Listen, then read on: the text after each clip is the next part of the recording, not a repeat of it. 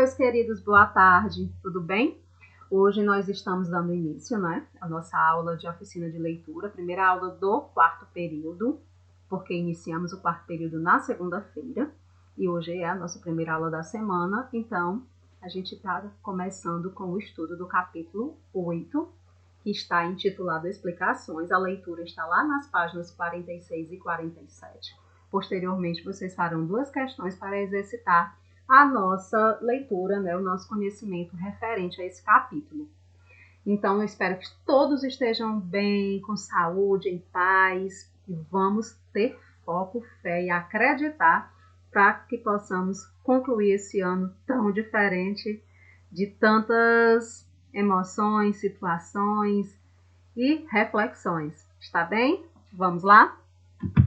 Lembrando que no capítulo 7, nós entendemos que havia uma viagem, na qual Luiz Alves estava ali já à espreita de toda aquela situação, por ser o advogado da baronesa.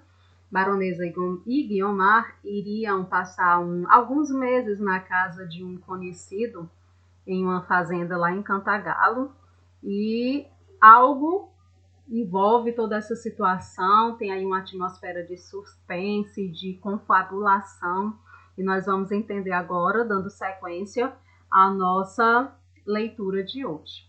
Então, começa assim. Luiz Alves compreendera toda a expressão dos olhos de Guiomar. Era, porém, homem frio e resoluto. Nós sabemos que uma das características psicológicas de Luiz Alves é essa frieza, Ele é extremamente calculista. Todos os passos, atitudes que ele vai tomar, ele pensa antes, as decisões são muito bem pensadas, projetadas, e ele altamente ambicioso. Então, continuando. Inclinou o busto com toda a graça correta e de bom tom, e disse-lhe na voz mais branda que lhe permitiu seu órgão forte e severo: parece-lhe que fui um pouco audaz, não é? Fui apenas sincero, e ainda que a sua delicadeza me condene, estou certo de que há em seu coração misericórdia de sobra. Guiomar tinha readquirido toda a posse de si mesma. Está enganado, disse ela. Não o condeno, pela simples razão de que não entendi. Tanto melhor, redarguiu Luiz Alves sem pestanejar. O meu delito, nesse caso, não passou da esfera da intenção. Mas referia-se à viagem? Referia-me. Perguntava quando ia. Esta presença de espírito de Luiz Alves ia muito com o gênio de Guiomar. Era um laço de simpatia. A moça respondeu que o comendador viria buscá-las daí a uns 15 a 20 dias. 3 meses apenas? Perguntou o advogado. 3 ou 4. 4 meses não é a eternidade, mas Cantagalo para uma carioca da gema há de ser um degredo ou quase oxalá, continuou Luiz Alves, concluindo mais depressa do que queria, ao ver que Jorge se aproximava da janela. Oxalá não lhe faça esse exílio esquecer o que solenemente lhe digo neste momento, que a senhora tem uma alma grande e nobre, e que eu a admiro. Observem, meus queridos, que Luiz Alves começa a expressar, aí um sentimento de admiração, que não é só admiração. Há sempre algo na atmosfera dele de espírito persuasivo, de intencionalidade, de sagacidade. Então, vamos dar sequência. Jorge chegara. A conversa tinha de acabar ou tomar diferente rumo. As últimas palavras de Luiz Alves eram singularmente dispostas para deixar sulco profundo na memória da moça. Não era uma declaração de amor, nem uma cortesania de sala, coisas todas que ela ouvira muitas vezes, que podiam lisonjeá-la e de certo a lisonjeavam. Era mais que um cumprimento e não chegava a ser uma declaração. Comoção não havia na voz do advogado. Firmeza, sim, e um ar de convicção profunda.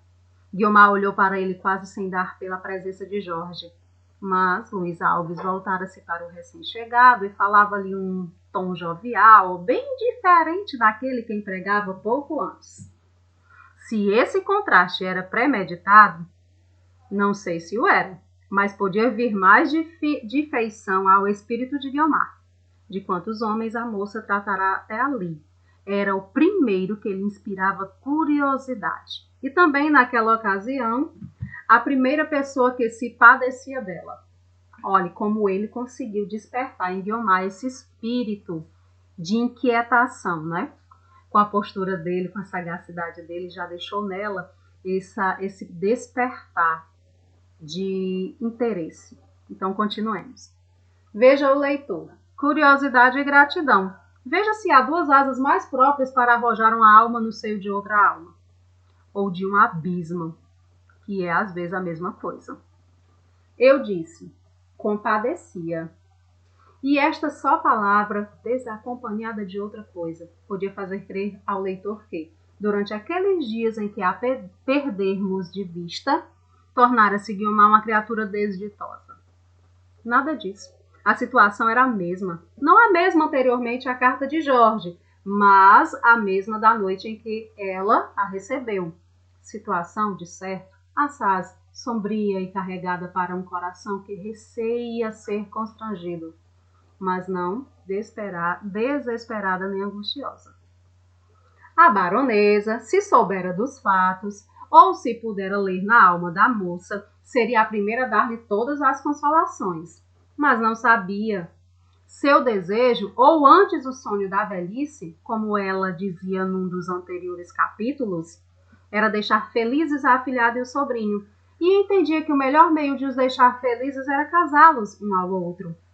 A notícia que tinha do coração da moça a este respeito era incompleta ou inexata. Pintava-lhe como frieza o que era repugnância. Mr. Oswald dava-lhe sempre esperanças de êxito feliz e próximo. As cóleras da moça não las contava nunca. Ou seja, Mr. Oswald, ela sabia de todo esse contexto, mas deixava com ela, não transparecia para a baronesa, porque a baronesa tinha por gosto e por intenção casar sobrinho e afilhada. Da carta de Jorge não soube, nem da cena ávida na alcova. O casamento continuava a aparecer-lhe com todas as probabilidades de uma esperança realizável.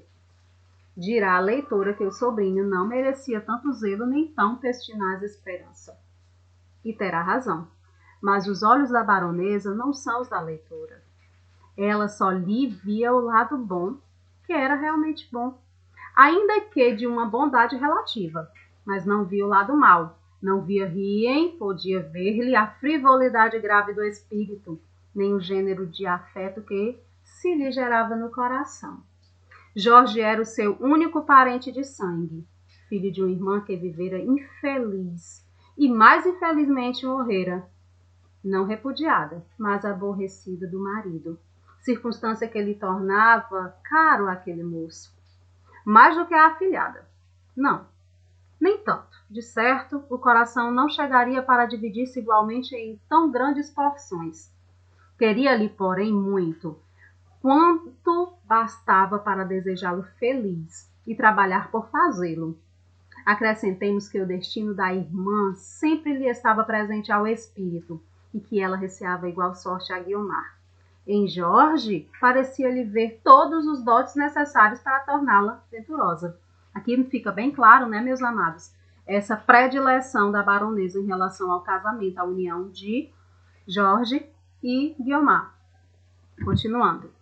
Infelizmente, Mr. Oswald, sabedora daqueles secretos desejos e mais ou menos confidente dos sentimentos de Jorge, acharazada a ocasião esta para patentear toda a gratidão de que estava possuída e a profunda amizade que a ligava à família da baronesa. Interpôs-se para servir aos outros, e mais ainda a si própria. Viu a dificuldade, mas não desanimou. Era preciso amar ao desconhecido da baronesa e ao reconhecimento da baronesa. Por isso não hesitou em confiar a Guiomar o desejo da madrinha, exagerando-o, entretanto, porque nunca a baronesa dissera que tal casamento era a sua campanha. E Mr. Oswald atribuiu-lhe esta frase mortal para todas as esperanças e sonhos da moça. mas se falava demasiado ao pé de uma, era muito mais sóbria de palavras com a outra, e da exageração ou da atenuação da verdade resultar aquele perene estado de luta abafada, de receios, de indecisão e de amarguras secretas. Convém dizer, para dar último traço ao perfil, que esta, Mr. Oswald, não seguia só a voz do seu interesse pessoal, mas também o impulso do próprio gênio. Amigo de pôr à prova a natural sagacidade, de tentar e levar ao cabo uma destas operações delicadas e difíceis, de maneira que, se houvesse uma diplomacia doméstica, ou se criassem cargos para ela, Mr. Oswald podia contar com um lugar de embaixatriz. Mr. Oswald também se apresenta aqui como uma pessoa, né, uma personagem que observa, que de certa forma manipula, mas veladamente, que observa a posição, as atitudes, os posicionamentos dos envolvidos e sempre entra em cena para pender em determinados momentos, atenuando, optando, insinuando.